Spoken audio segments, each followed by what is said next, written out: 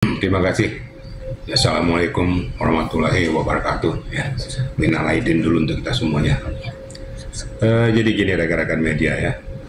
Mungkin ada beberapa ulasan-ulasan daripada para komentator siapapun tuh, kenapa kok diperpanjang segala macam, kan gitu ya.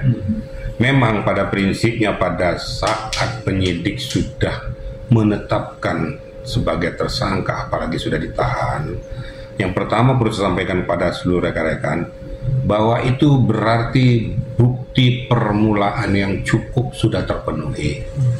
Mens rea-nya jelas, perbuatannya jelas, barang buktinya jelas. Makanya dilakukanlah langkah tindak lanjut naik ke penyidikan dan penetapan tersangka.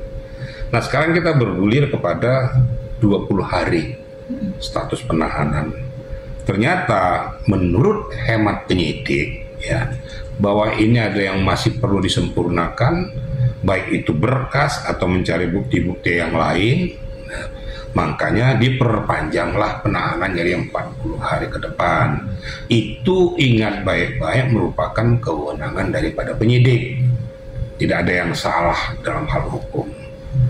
Nah, sehingga dalam kurun waktu 40 hari ini penyidik harus segera menuntaskan pokok permasalahan ini sebelum dilimpahkan ke JPU ya, dalam penetapan P21 dan penyerahan tahap akhir yaitu ke JPU tersebut untuk dipersiapkan kepada penyidangan nanti, menyiapkan dakwaan dan tuntutannya. Jadi begitu kira-kira rekan-rekan ya. Nah untuk tuntutannya sendiri nih Bang? Gimana? Untuk tuntutannya sendiri nih? Kalau tuntutannya itu kan nanti itu kan merupakan analisis daripada JPU sesuai bukti-bukti yang dia terima, fakta-fakta di lapangan yang bersesuaian dengan peristiwa tersebut, sehingga JPU menyiapkan terlebih dahulu dakwaannya. Setelah dakwaannya dipersiapkan, mereka akan rapat untuk mencari formula yang baik dan mempersiapkan tuntutan yang pantas buat yang diduga sebagai tersangka ini. Nanti kalau ke JPU disebutkan dia sebagai terdakwa. Jadi itu hak kewenangan penuntut. Kalau penyidik hanya menyajikan peristiwanya.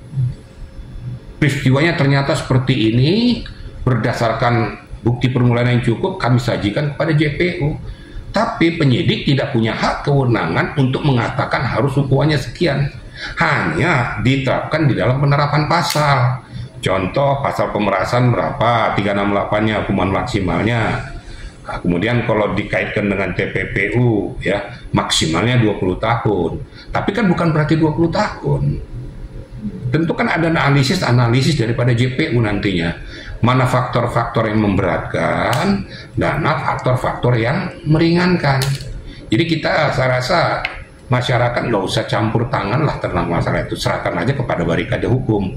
Ini kan masih berproses ya, berproses. Percayakan saja kepada penggawa hukum, baik itu penyidik maupun JPU yang akan mempersiapkannya. Kira-kira gitu rekan-rekan ya. Tapi kalau untuk pihak pelapor sendiri si Reza Gladys sendiri, kok belum sampai detik ini belum ditahan juga, karena kan produk yang dia jual juga terindikasi melanggar gitu.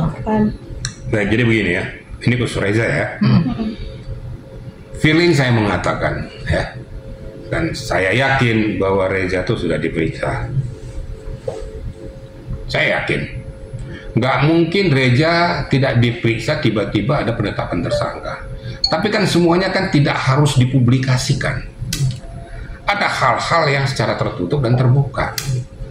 Tapi tidak akan mungkin Reza tidak diperiksa karena dia kan pelapor.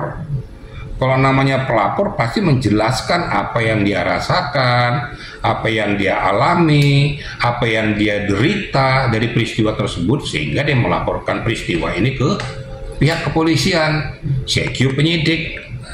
Dari SPKT diterima serahkan penyidik. Ternyata analisis ini mengatakan bahwa dia sudah memenuhi unsur. Namun kalau dikatakan kenapa dia juga belum tersangka, kita jangan mendahului hukum. Ini pesan saya ya.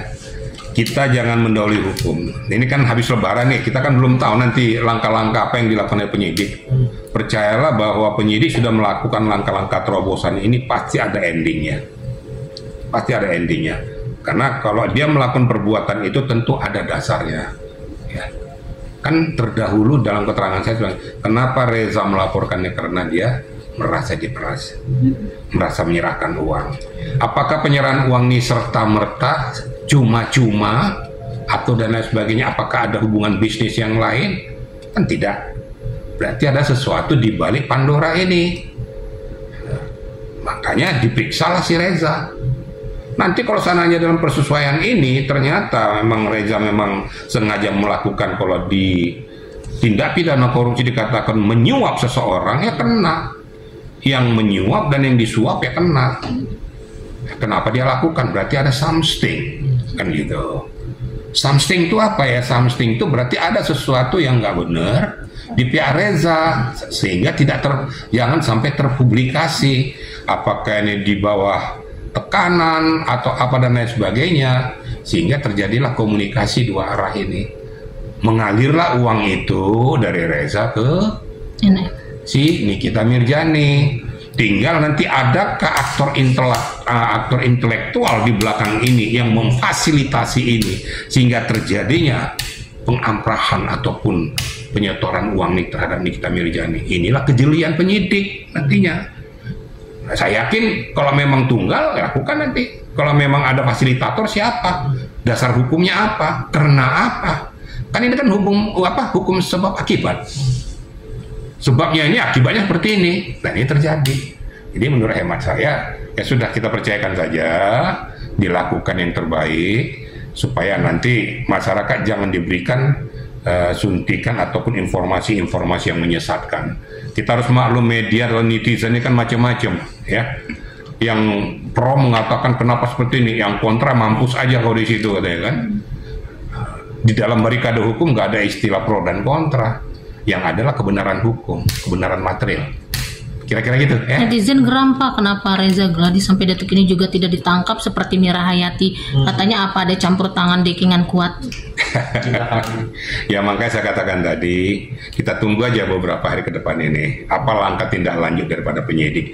Tapi saya yakin dan percaya itu akan dilakukan pemeriksaan lanjut ya. Kalau memang benang merahnya itu memang terbukti, tidak ada salahnya kita angkat ke permukaan. Makanya kan berkali-kali saya katakan, untuk membuktikan ini selalu saya menyatakan BPOM itu tolong dicek itu. Ini kan skincare, dicek, jangan cuma mandat, jangan cuma berikan stiker saja untuk izin edar, kemudian menerima pajak, terus tidak lakukan verifikasi. Ya, ini yang nggak benar. Saya tidak mengatakan dari pihak BPOM itu ada yang terlibat dan lain sebagainya, tapi perlu ditindaklanjuti. Makanya adanya hubungan koordinasi BPOM, Dinas Kesehatan, kepolisiannya, sehingga betul-betul kalau memang terjadi peristiwa itu harus berani dan harus bisa melakukan langkah-langkah tindakan hukum. Biar hukum yang berkeadilan tuh bisa dirasakan oleh masyarakat. Tidak ada syakwa-syangka bahwa ini pro dan kontra, bahwa ini kenapa dia anak emas kan dia anak kiri kan, nggak ada. Dulu kalian mengatakan bahwa Nikita Mirzani ini ada orang tertentu dan lain sebagainya, ada di belakang backing, ternyata ditahan kok. Berarti kan mengamputasi informasi-informasi yang menyesatkan. Nanti ke Reza juga begitu. Ya, jangan kaget tiba-tiba ada langkah hukum kok dari Reza itu sendiri. Dan untuk sementara bersabarlah, hukum kan tidak bisa membolak-balikkan fakta secara sumir. Harus teliti, telaten, dan harus betul-betul menyentuh kepada aspek permasalahan. Gitu loh ya. Apa benar Bang kalau misalnya selama kan kalau nggak salah yang kuat dikit. Kalau 60 hari kan Niki ibaratnya masih ditahan terus belum ada cukup bukti, bisa bebas. Kalau tidak cukup, apa masih bisa ditambah lagi? Gimana Bang? Kalau ditambah nggak bisa lagi, kan itu kan punya batas kewenangan segitu ya. Ya mungkin akan terjadi P22 ya. Apa itu? P22 dikembalikan kepada penyidik ya, nanti akan dilakukan lagi lidik lanjut gitu loh. Berarti itu sementara ini bahwa berkas itu tidak bisa diterima kan gitu. Nah, jadi untuk itu batas kewenangan daripada penyidik itu jangan disia-siakan. Tapi feeling saya mengatakan sebelum mereka menetapkan jadi tersangka, penyidik sudah berkoordinasi kepada JPU. Kenapa? Karena SPDP sudah dikirimkan kepada JPU, ya. Surat perintah dimulainya penyidikan itu. Berarti JPU sudah mengatakan, oh ya sudah buktinya cukup, tetapkan tersangka. Jadi nggak sembarangan gitu loh. Karena kalau sana JPU mengatakan belum bisa untuk jadi tersangka, kita tersangkakan. Nah, terjadi peristiwa itu nanti bisa dituntut polisinya nanti. Kok seenak-enaknya mentersangkakan orang? Artinya berkas yang sudah lengkap baru dilimpahkan ke JPU. Kalau sudah lengkap, ya. Kalau sudah lengkap barang buktinya, tersangkanya, berkas-berkas ya semua dilimpahkan kepada JPU. Itulah yang dikatakan P21 dan penyerahan tahap 2. Penyerahan tahap 2 itu adalah sudah berada di JPU untuk mempersiapkan dilakukan analisis dan mempersiapkan dakwaan dan mempersiapkan nantinya tuntutan. Kira-kira gitu ya. Oke? Siap.